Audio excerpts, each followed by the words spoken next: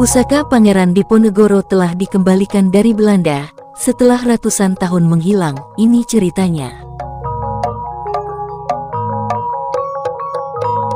Menghilang ratusan tahun di Belanda, ini kisah keris Kiai Nogo Siluman milik Pangeran Diponegoro.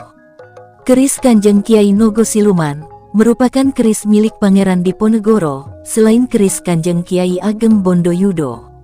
Keris Kanjeng Kiai Nogo Siluman terbuat dari besi hitam dan memiliki 11 luk, gandiknya berbentuk kepala naga, dan terdapat badan naga memanjang mengikuti bilah, dan warangka keris berbentuk ladrang atau branggah. Keris Kiai Nogo Siluman yang merupakan simbol kepemimpinan Pangeran Diponegoro di Tanah Jawa, dibawa ke Belanda oleh utusan De Kok, Kolonel Jan Baptist Celierens. Sebagai bukti keaslian keris tersebut milik Pangeran Diponegoro, disertai keterangan dari Sentot Alibasyah Prawirodirjo, salah satu panglima perang Pangeran Diponegoro.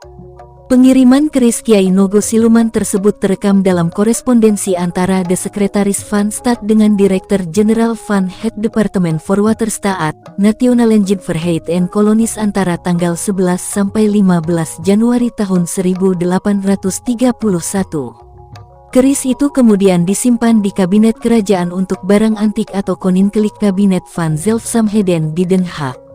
Keris tersebut dibawa ke Belanda oleh Kolonel Jan Baptist Celierens yang tak lain adalah komandan pasukan Belanda dalam Perang Jawa. Setelah perang tersebut berakhir, keris ini kemudian dihadiahkan kepada Raja Willem I sebagai tanda kemenangan Belanda atas Pangeran Diponegoro.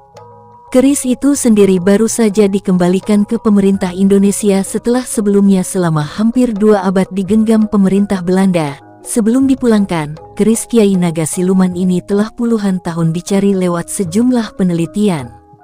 Kemudian keris diserahkan secara langsung kepada Presiden Joko Widodo di Istana Bogor, Jawa Barat. Secara simbolis keris milik Pangeran Diponegoro itu dikembalikan oleh Raja Belanda Willem Alexander serta Ratu Maxima saat berkunjung ke Indonesia pada Selasa tanggal 10 Maret tahun 2020. Semoga hari ini menjadi berkat bagi kita semua, karena hari ini merupakan momentum yang bersejarah dengan kembalinya keris Pangeran Diponegoro sejak keluar dari tanah air kita 150 tahun lalu, ujar Dubes Puja.